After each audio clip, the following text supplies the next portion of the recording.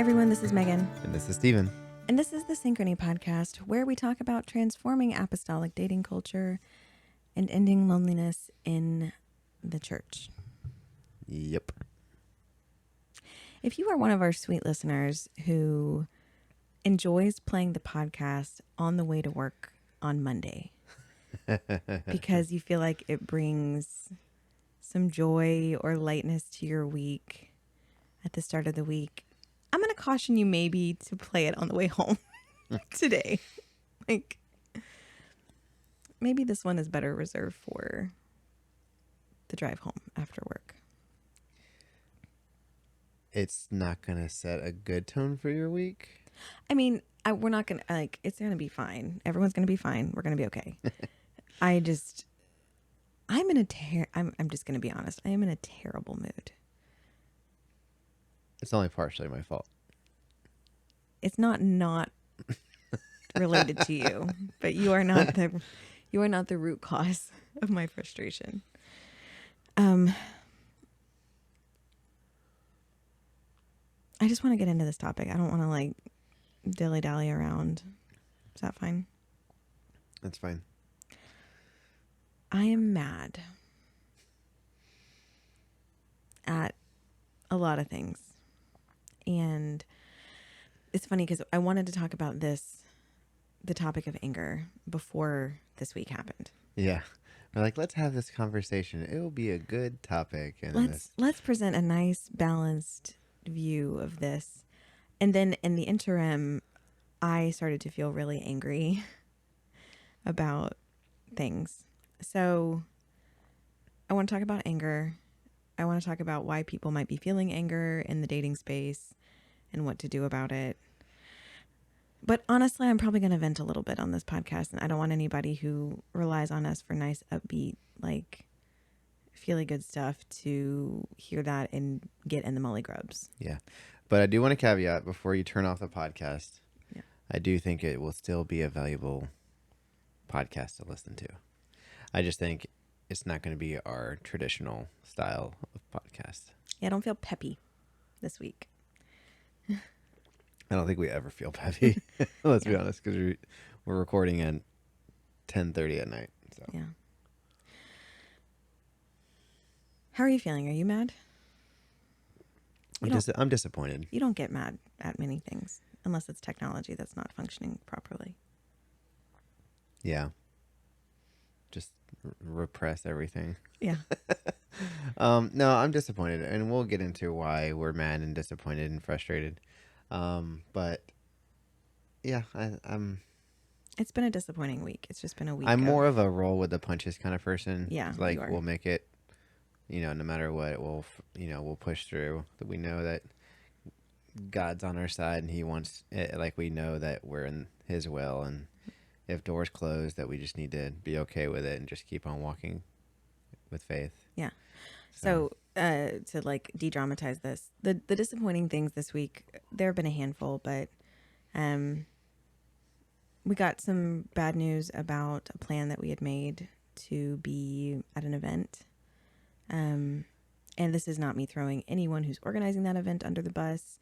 Circumstances beyond our control, largely beyond the control of the people that we were working closely with. Yeah. But we were really excited about that opportunity specifically for connecting with ministry. Yeah. And we feel like it's really important to connect with the ministry because our ministers, if they are married, it is very easy for them to not really understand what singles experience in their loneliness. We know this from the From Singles to Shepherd survey. We know this from talking to ministers who are surprised by the data, right? Yeah. So I was really excited about the chance to stand in front of a lot of ministry and put really good information directly into their hands and know that it was getting to them. So anyway, that was a bummer. It's going to be fine. It's not the only chance we'll have to talk to people, but we had built up a lot of excitement about it. So it was just a bummer. Yeah. Right? Yeah. So that's that. Yeah. And then it's just, little tiny things that are just difficult. When you work with people in dating stuff, you obviously build really close connections with people, and you hear a lot of stories, and you can sympathize with people, and you get really close. So it's hard when things are hard for them in the dating space, right? And this week it's just been front and center to me how this week I feel heavy, I guess, with all of the stories and the challenges. And I feel tremendously honored to get to do the work that we do. So this is not me complaining about being that person. No, but I mean, so people. So for instance, I want to give you context of what Megan's feeling like. Like, we get to work in a field where we get to see couples come together, and those couples could eventually become marriages, and those marriages could be new families, which is beautiful and awesome. And so I think what happens is a lot of people say, well, look, your thing is working. And it is, and it's cool, and it's exciting. But what people don't see is us being really passionate and diligent and wanting to see the rest of our clients happy. Yeah. Right. And so, yes, we're excited. We're excited to see these couples come together. But then when we see the transitions between dating and not dating and having to shift around and having to refine new matches for people, it's just the ins and outs of this business isn't always lighthearted. No, I mean, and obviously, like, we're not the ones suffering the most in that, Sure. situation where, people experience difficulty, and sometimes we introduce people to people and it doesn't work, and they go through heartbreak, and that's awful, Yeah. and it's hard not to feel sort of responsible for that, even though We can't control people's actions. we can't. And People will be people. right. And breakups are part of relationships. Like, breaking up Yeah. is part of dating. And so, but it's more than that. It's also just like, I have people that have been waiting for a match for a long time, and for a host of reasons, in terms of what they need in a partner, or sort of what they are bringing themselves into the dating space. They haven't had one. I haven't been able to find them someone who's a good fit yet. And I feel a tremendous weight of responsibility and frustration, because these are incredible people. Some days I'm just like, I'm overwhelmed by how many good people we work with who deserve marriage if they want it. They deserve companionship. They deserve all the things that we enjoy as a married couple. They deserve those things. And I cannot snap my fingers and make it happen for them. And there are days when I am frustrated about that. So those things have been heavy on me this week. And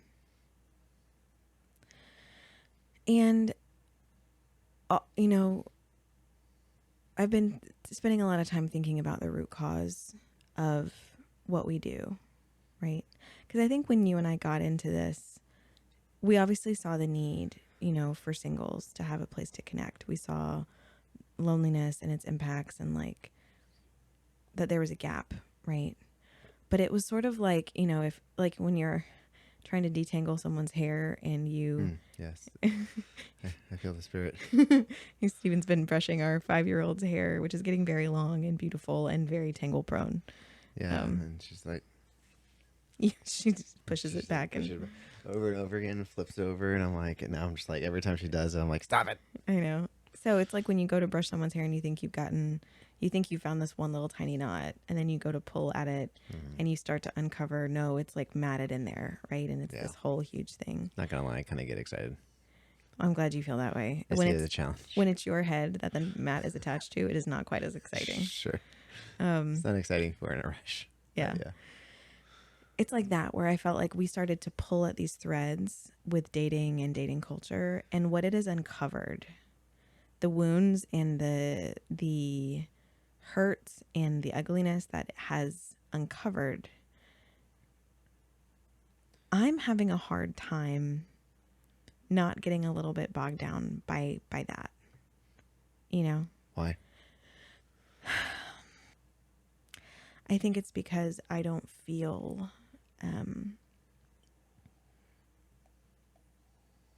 I know that God has to be the one to change these things. Like we talk about transforming apostolic dating culture, but that has to come from him. Like that we cannot do that. Yeah.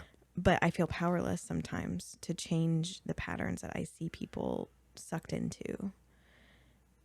We're raising 2 children, right?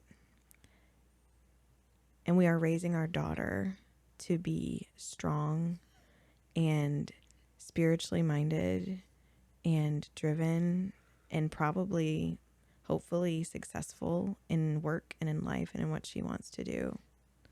And I know that there are tons of that kind of woman sitting in our pipeline because there weren't partners for them. And I'm not saying there aren't other factors at play, but Sure. incredible, powerful women who would not compromise their level of spiritual involvement or energy to be with someone who they didn't feel could lead them. And there wasn't somebody who was willing to step into that role for them. Like, I don't want my daughter to end up alone one day because the culture doesn't change. And I know that there's plenty of things we can do. And like, I'm not saying that that's a given, but I think about that. Like, you know, like, Sorry, I'm not smiling at your pain. I just thought of the irony of our daughter not being able to find someone when her parents are matchmakers. it'd be terrible. No, I know. I worry about that though. No, it is totally possible, but also, And I'm not trying to like, I feel like it's kind of like the mechanics' kids' cars being broken. yeah, the cobbler's children, Yeah. the cobbler's children never get new shoes. Like, Yeah, but sure. yeah, no, but like, I mean, I am worried about that because of the person who I think our daughter will become, right? Which is part of a vulnerable population in our dating culture. Yeah. That is prone to difficulty in finding partners, Yeah. right? And I think about our son and the fact that in the next 5 years, there's a really good chance that our son is going to get exposed to pornography. Yeah. In the next 5 years at school, older friend, you know, kid, sibling, whatever. Like, statistically speaking, that's coming for him. Yeah. And it makes me sick to think that no matter how many boundaries and barriers we create, there's a good chance that our son is going to get exposed to something that has systematically destroyed marriages in our fellowship, right? I work with a lot of people whose marriages are broken down because of pornography addiction. And I work with a lot of people who have struggled with pornography addiction their entire young childhood and young adult life, who have had that impact on their minds and their perspectives and their outlooks. Like the fact that those things, the culture is encroaching, you know what I mean?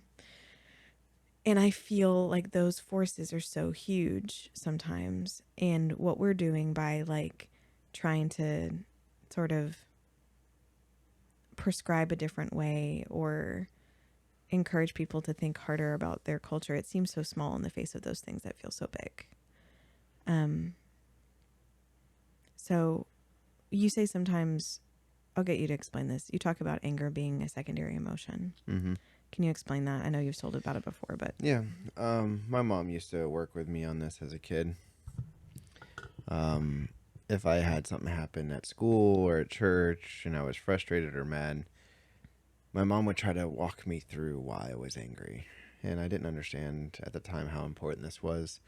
But she would say, well, why are you angry? And I'd be like, I don't know, Mom. I'm just mad because this person did this and that.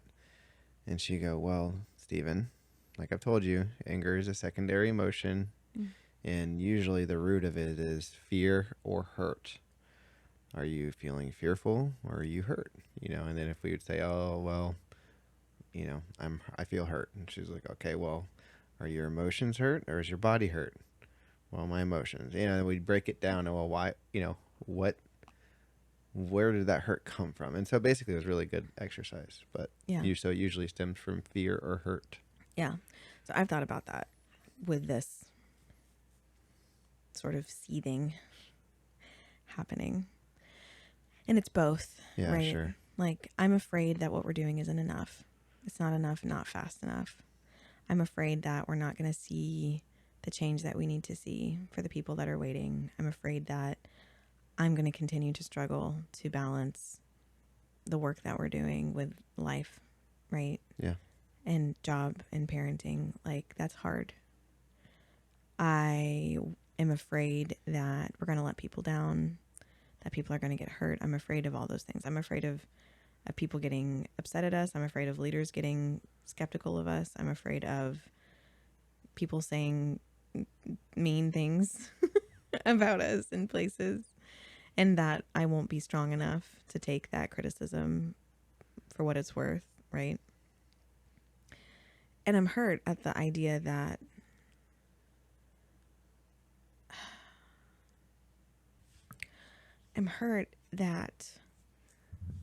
we know how big of a deal this is. Like, we know that loneliness is taking people off of our church pews. We know that poor dating choices, are setting up our marriages for failure, and they are ruining the lives of our young people, and they are changing the trajectory of our churches and their families, not for the better, right? And yet it's so hard to find space to talk about those things.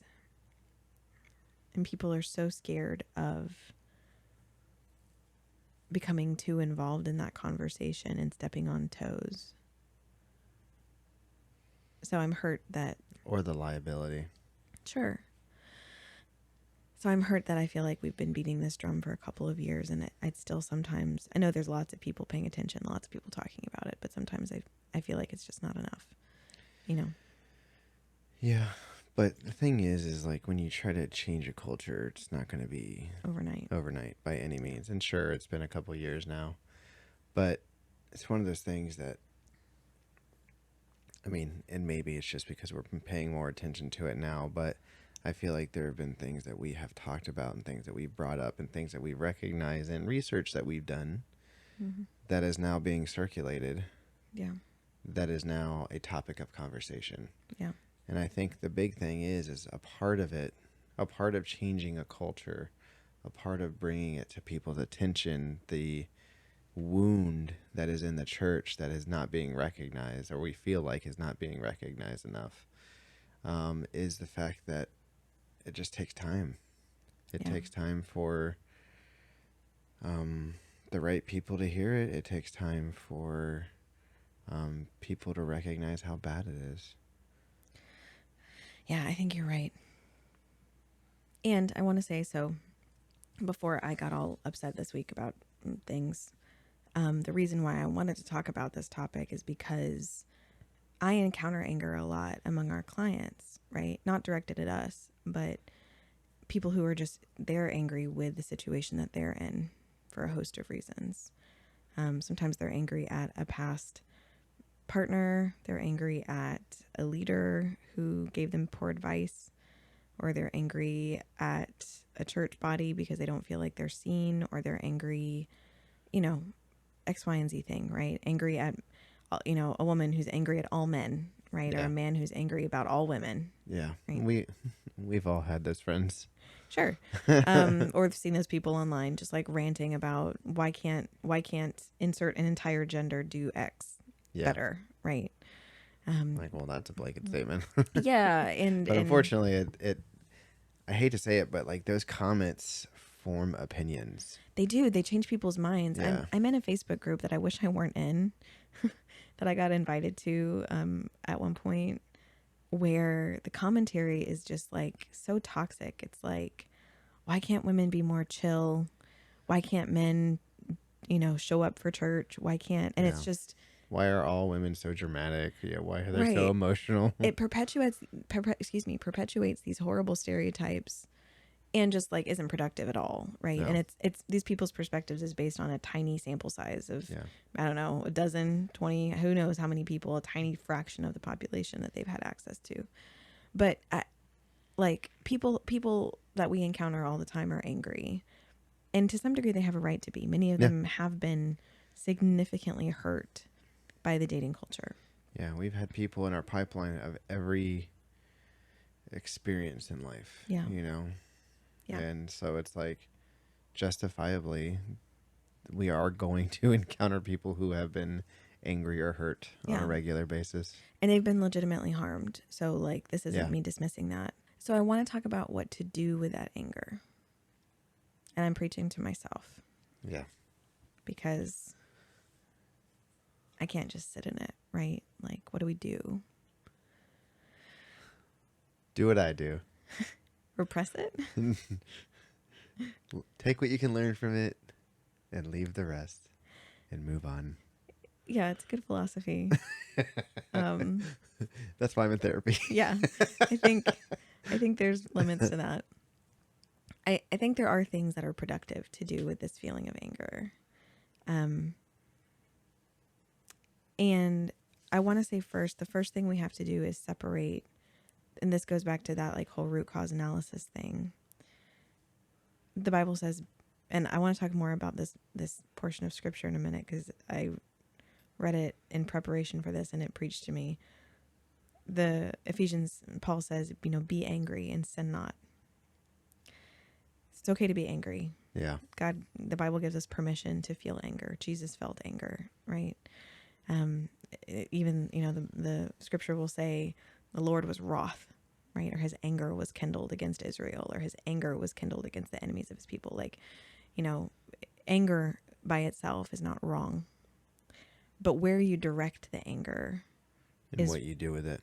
Exactly, is what determines whether or not you are going to allow that to lead you into sin, right? So, friends, we can't get mad at people.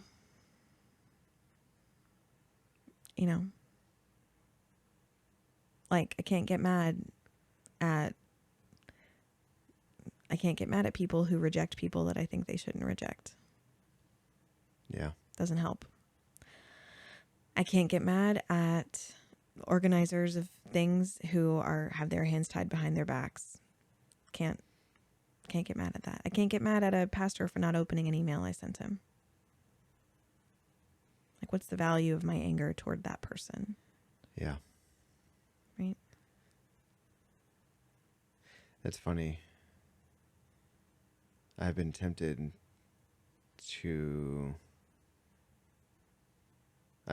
with resentment. Mm. Because like we see this big problem, right? We see like this is our, for lack of better words, cross to bear, right? Sure. This is a thing that we find that we're so passionate about, and like we're burdened by it. Yeah, and we're like, we want everyone to see that burden, especially pastors, right? I feel like it's okay for everyone else not to see it and us not to have those expectations of everyone else. But pastors, we want you to see that your congregation is hurting. Yeah. Except for our pastor who gets it and is awesome. Yes. Brother Tony, you're fantastic. We're not saying all pastors feel this way, by the way. No. We've encountered a handful. We have a lot of supportive pastors as well. Yeah. So I don't want to throw the baby out with the bathwater. No. Throw a blanket statement. Right. There's a small minority. Yeah. And we've happened to encounter a couple of members of that minority. Yeah. But so I've been tempted with resentment because I feel like there's been so many times now that we have tried saying, hey, pastors, wake up. You're losing saints because of this. Mm. And we feel like we're just treated like spam mail, I mean, I think we are. I think we're literally getting Well, I know, but yeah. But we've also encountered pastors that we've talked to that have also said like, cool, good to know. Right. And we're like, awesome, but again, that's between them and God. And like, we can't get mad at them for that. Like, no, because we can pray for them. Sure. Because a minister, like I've been thinking about this, a minister who got married, and this is a stereotype, but a minister who got married in his early 20s has no idea what it is like to walk in the shoes of someone who has longed to be married and is 40 or 45 or 50 and has not seen that brought to fruition. They have no idea what that's like. Yeah. If you met your Bible college sweetheart as a teenager and drove off into the sunset into the field with them, and that's a beautiful story and a beautiful life, and I think there is nothing wrong with that type of connection, right? I wish everybody had that opportunity, but the fact of the matter is most people don't in the church have the opportunity to meet someone and run off into ministry immediately. And if that has been the experience of a lot of our leaders, then they cannot feel what it means to sit in that loneliness for years with nowhere to go with it. I mean, decades, you know? I feel like, I mean, I think you said this near the beginning or something similar. When we started this, we thought we knew what we were getting into. We had no idea. And I just feel like it's one of those things. Blissfully I ignorant. think it's one of those things. It's like we realize, like, there's a bigger gap, and we realize there's a lot of people who are hurting, Yeah, and tired and lonely. And the thing about it is the root causes of those gaps are not people. Mm-mm. It's not individual actors who are doing this. No. It is the enemy and the poison seed that he has sown in our culture. Yeah. If we're going to get mad at anything, get mad about that. Get mad that silently, without a lot of people noticing, the enemy has sown poison into the minds of our community and has allowed obsession with romance, has allowed obsession with pornography, has allowed all these myths and creations of the world to take root in the mind of our people when it comes to choosing the most important person that they will ever serve beside. Yeah. That he has cheapened that process, that he has taken something so sacred and made it something so fluffy and taboo that we don't even want to talk about it to our young people, right? Yeah, and something that you can just throw away so easily. Something that you can dismiss, right? Yeah. Something that we think, they'll pick it up. They'll just come to it naturally. They'll figure it out themselves. The enemy has deceived us so completely about how important this is, about how broken it is, and about how different it should look than what the world does. Like, I don't think that's even sunk in for people. The fact that most of us we are making the second most important choice of our lives according to the world's playbook, and nobody seems to think that there's a problem with that.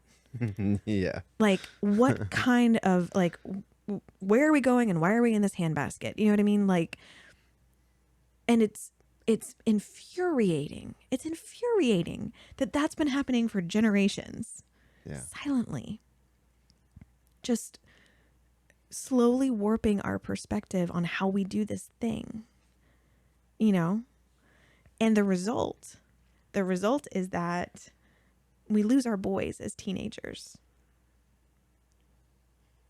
You know, we see young men leave the church for a host of reasons, but one of them is probably the fact that they have a ton of pressure on them to, like, become sexually active in a space where that's not permitted, right? Or they fall into sexual condemnation because of pornography exposure, or they struggle with shame, or they can't find their voice in a culture where who they are doesn't match the kind of masculinity that we're insisting upon, which is not biblical masculinity.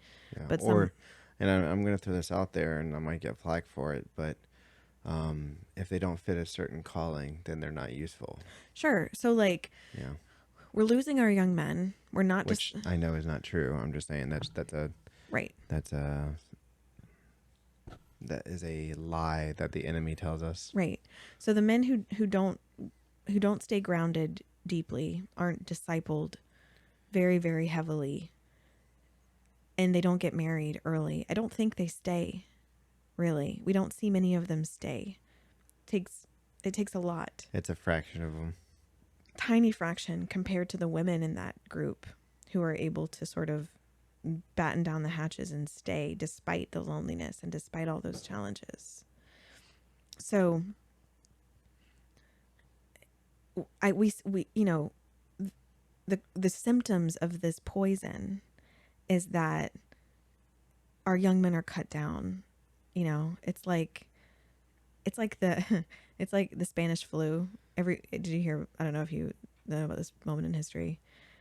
So the Spanish flu was a disease I mean, I that, know about it, but right. And the thing about it that was so shocking to people was that it didn't target infants and elderly people. It targeted the youngest and the healthiest people.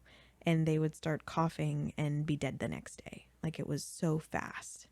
And that's kind of what it feels like sometimes. Like, there's this sort of invisible disease that attacks the future heads of our families when they are their most vulnerable, you know, and it's our 8-year-old boys getting exposed to pornography at school and never having someone coach them on how to handle that and how to grow and how to heal.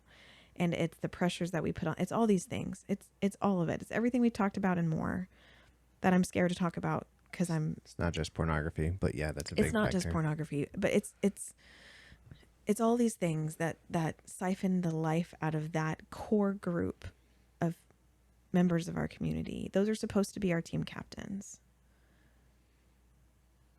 And they're just getting chewed up and spit out in that fragile age. So then the secondary symptom is we have this community of women in their 30s and 40s who envision themselves as wives and mothers. In 50s and 60s. Yeah.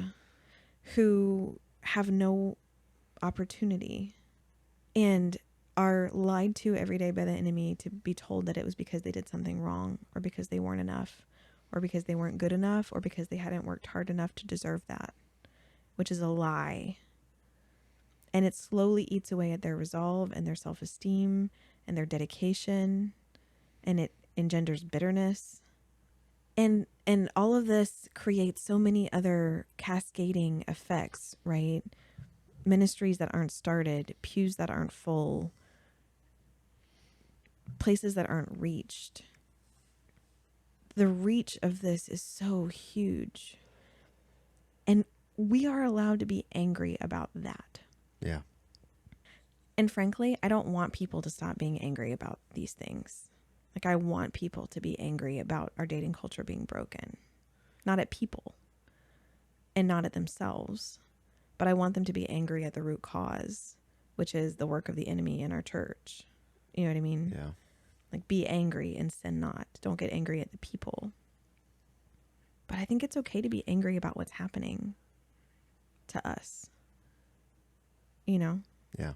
My point is, like, I don't want people to think that, like, with this dating thing, we just have to be all like, well, the Lord will figure it out. And, like, I'm just gonna, you know, rest in the peace and knowledge of God and grace and just not worry about it or think about it or feel any kind of frustration about it as if we have a moral high ground by not feeling angry. Yeah, sure. I don't think that's true. Yeah. Like, I'm allowed to be ticked off that the enemy's going to probably expose my kid to porn. Like, I'm allowed to be ticked off that our young people struggle with making good dating choices, right? I'm allowed to be upset about that. And I want people to understand I'm not upset at youth leaders. Yeah. This is where we get messed up because we want to take that anger and attack institutions or people. So, like, if we can't get angry at a specific person, we're like, well, I'm mad at the church as a whole, or I'm mad at youth leadership, or I'm or the teacher, or right. Yeah. Like, I'm mad at the pastor. I'm mad at the youth pastor. I'm mad at my teenager's ex, right? Like, whatever. Yeah. We want to point that back to what's happening. And what I want people to hear is, like, look, all of us are caught up in this unhealthy culture and are struggling with it to some degree. Get mad at the culture. The root cause is the enemy's work. It's that poison, right? Yeah.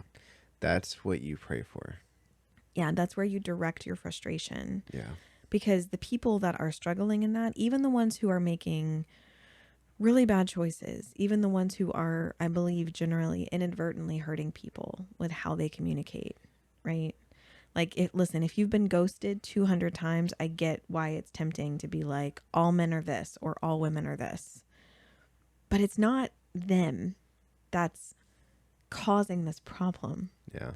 They are sucked into this culture, That is okay or normal. right, where there's not Yeah. accountability for that and there's not a framework for how to do it better. So, like, getting mad at all women or all men or the church or the youth ministry or X, Y, and Z thing will not fix it. No. Getting mad about the root cause, which is the work of the enemy, and praying actively against that work can change things. You know, I believe. We should come up with a page on our website somewhere that gives people direction of like a page of some things that we think people should pray for. Could do like the missionaries do and make bookmarks. Yeah. Yeah. Yeah. So a Bible full of bookmarks. Yeah. I used to, my dad, this is God bless my dad. My dad would make me read the Bible out loud to him on the way to school. Hated it at the time. Best choice he could have ever made because I learned so much about the word from having to do that every day. All of my schools were also far away, so I felt like I had a long time to read. Yeah. But I just remember we had like one of those like daily devotionals or whatever, and we had a few different bookmarks in different places, and all of them were like missionary bookmarks that they had Sure. brought their Yeah. pictures on it. You know, it was funny. The missionaries in their missionary photo, and you know what I mean by that, where they're yeah. like the one picture where they're, you know, like that goes Probably on, not thumbs up, but yeah. no, but you know it goes on the website. Yeah. Oh man, I remember those well because Pastor Kyle, we supported, I think, over 100 missionaries. Or like we supported a lot in our old building. There's a wall on the back wall where we saw every single one of the people that we supported, yeah, and it was really beautiful. Just it was cool as it was under a bunch of the different flags. Oh, Also cool. were hung up of all the countries that these missionaries were in. it's awesome. Yeah, it was really cool. God bless our missionaries. Yeah. Anyway, what was I doing before I was talking about that? Praying for. Oh We yeah, were talking about prayer. yeah, bookmarks. Yeah, I don't know. It's just we have people who are prayer warriors, Mm-hmm. who are single and married, and people who are supporters of us in what we're trying to push. And I don't know. I just feel like it'd be good to start setting the record straight of things that we're noticing that need to be prayed about. Yeah, I think that's huge. I think we need more people to have that awareness when they go to prayer for the church of like what the root causes of these things are. I also want people to start having boldness to call it out when they see it, Yeah. right? So if you're in a church space and you hear someone talking about ghosting or talking about, you know, unhealthy dating practices, talking about swiping on someone, talking about, you know, talking to a ton of people at the same time and seeing what will shake out of it or whatever, like Calling out people's really unhealthy values too. yeah, like, Like and if that's a value, but things that they say they care about that are like really shallow. right. And I don't mean call out in an embarrassing or mean way. No. Like, again, sin not. Like, don't try to fight fire with, you know, like, Lava. yeah, like be kind to each other, but like pull people aside and be like, dude, like rejecting someone based on, I don't know, the type of hairspray they use is dumb. Like, you know, like call it out when you see it Yeah. in boldness of like, this is an unhealthy and worldly practice that you're bringing into your dating life, right? As Christians, we shouldn't date like this. You hear Yeah. someone ghosting someone, hey, as a Christian, you shouldn't be doing that. Give them an answer. Tell them that you think you should see other people. Be respectful. What's funny is I think we have higher standards for our Christian friends that are not acting Christians in front of non-Christians. Yeah. But when you hear about a Christian interacting with a Christian, I don't think we call each other out enough in a loving way, of course. Yeah, there's like no accountability. right, and the body can't hurt the body and expect to survive. Yeah. Right.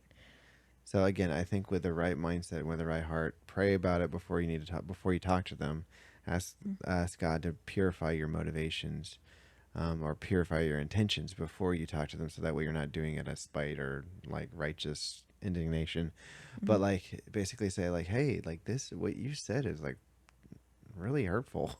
Yeah. Or could be really hurtful to someone. Yeah, like I think we have to start pointing out what it is, Yeah. right?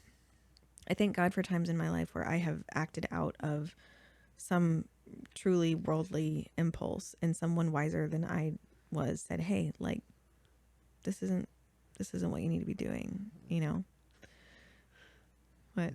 I'm just thinking of a specific person who's called me out multiple times, and I appreciate him for it. Yeah, you need to have those people in your life. Jesse. I was exactly what I was thinking of. Jesse. Shout out to Uncle Jesse, Jesse. voice of wisdom and conviction. Look over lovingly, like, no, Like, get your life together. that's not the way this works. Right. And you never questioned that he loved you, but he wasn't No. scared to tell you that you were being dumb. Like, he was like, I love you. Stop being an idiot. Like, Yeah, don't be dumb. yeah. No, and I want us to start doing that more when it comes to dating in a kind and loving way, right? Yeah. Don't go hurting people doing this, guys. Don't take this as an excuse to go like mess people up and be silly. But like if you're in a dating interaction and someone does something to you that hurts you, instead of that last message being like, well, I guess you and I guess you just all women are like this, blah blah blah, all men are like this, blah blah blah. Like let the message be like, hey, what you did was really immature and I respect you too much to let you go through life thinking that it's okay. Yeah. It's not okay. You know, pretended to have interest when you didn't. You did this, you ghosted, you did whatever. I'm not asking for anything else here. I just want you to know that as Christians, this is the kind of behavior that you need to change, right? Like, I'm just saying, like, just don't tolerate it like we have been. Yeah. You know? Don't tolerate it in your young people. Don't tolerate it in, like, if we are going to change how we date and the effects of it, and so future generations aren't going to be struggling with the same crippling loneliness as the current ones are, then we have to start calling it out when we see it, you know? Yeah. So I want to go back to that portion of scripture and read some of it because I think it's actually really interesting because I've had that verse, like, be angry and sin not, like, sort of bouncing around in my head. Yeah. And let me see, I'm going to read it in which slightly sketchy. Wonder how many times I've said yeah on this podcast. A lot. I wish there was a yeah counter amongst all of our. So I'm going to read this in the Message Bible. And I know that people have issues. Oh, boy. I know. What I know. in the world? This is sacrilegious, though. I know. I know. We're King James people. I get it. I'm going to read it in the Message Bible because I think it's punchy. When you read Paul in the Message Bible, sometimes it just punches you right where you need it. Okay. You should also just read it out of the Gen Z Bible at this way, at this count. Have you not any Riz? No. Yeah. Okay. This better be punchy for you to be reading it out of this. I'm going to start around verse 20. And Paul has just finished going on this whole list of things that have... Sorry, what book, chapter, and verse? We're in Ephesians 4, starting in verse 20. And, like, Paul's just gone down this whole litany of saying, like, hey, there's all these people who have, like, you can't go along with the crowd. The crowd has been deceived, right? People are still living in all this sin. The world is full of sin. They're lustful. They're idolaters. They're addicted to all kinds of perverted things, right? Like, that's the way of the world. And then he says in the Message, just bear with me, okay? But that's no life for you. You learned Christ. My assumption is that you have paid careful attention to him, been well instructed in the truth, precisely as we have it in Jesus. Since then, we do not have the excuse of ignorance. Everything, and I do mean everything, connected with that old way of life has to go. It's rotten through and through. Get rid of it. And then take on an entirely new way of life, a God-fashioned life, a life renewed from the inside and working itself into your conduct as God accurately reproduces his character in you. What this adds up to then is this: no more lies, no more pretense. Tell your neighbor the truth. In Christ's body, we're all connected to each other after all. When you lie to others, you end up lying to yourself. Go ahead and be angry. You do well to be angry, but don't use your anger as fuel for revenge. And don't stay angry. Don't go to bed angry. Don't give the devil that kind of foothold in your life. I'm going to skip to verse 29. Watch the way you talk. Let nothing foul or dirty come out of your mouth. Say only what helps, each word a gift. Don't grieve God. Don't break his heart. It's just like, it's punchy. No, it's good. It's really good. It's good. And I know, like, go read it in the King James too. Okay. It's just as good in the King James. While you're at it, just read in the Gen Z Bible too, and just see what it says. Is there a Gen Z Bible? Has someone done that? Are you just trying to give someone a marketing idea? I'm sure there is. Yeah. My point with that is like not to make everyone get upset about the Message Bible. It's just the idea of like, just stop with the silliness, right? Like, cut it out. We are supposed to be doing things differently. Stop. Go ahead and be angry about it, right? But don't point the anger toward revenge. Don't point it toward people. Right? Don't go to bed with that anger, that vengeance in your mind. I know people that I've talked to who are frankly like they will make no progress with meeting someone. I could introduce them to their perfect match tomorrow and it wouldn't matter because they are so mad at people. They're so mad at the opposite sex. And we have to have conversations with them and say, hey, listen, you need to work through this because you're not going to make forward progression if you don't. Go pray, go talk to your pastor, and go to counseling. Yeah. Yeah. So if you're going to be angry, and I think it's okay to be angry about this stuff, point it at the right place. It's not the church. It's not leaders. It's not people. It's not even the bad actors that you've come across or that you've interacted with or people who have actively harmed you. And I know that some people have been truly actively harmed by very malicious people. So I don't want to discount that. But staying mad at those people will not serve. And it's not biblical to stay mad at them too. Right. Stay mad at the root cause. Yeah. Which is the enemy and the stuff that we have allowed and tolerated in our culture. Yeah. So. Curious to see how this episode does. Yeah, it could be a flop. I don't know.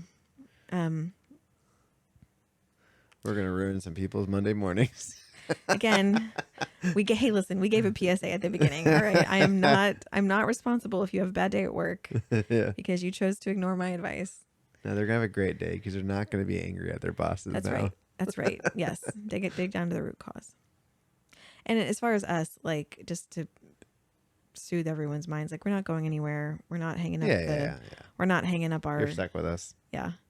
We're not hanging up our hats, whatever you hang up when you give up on something. I don't know. Capes. Yeah. Boxing gloves. No, we have so much work to do. Like, there's just so much to be done here. You know? Yeah. What are you smiling at me for? Oh, God. My brain went down this whole rabbit hole. So we hang up our capes. It made me think of Frozone from The Incredibles. Uh-huh. Babe, where's my super suit? Oh, that was such a good. Because what I was gonna say is hang up our suits, like our super suits. But anyways, What does his wife say that's so good? She's like, "This is for the greater good. Greater good. I'm the greatest good you ever gonna have." I love that movie.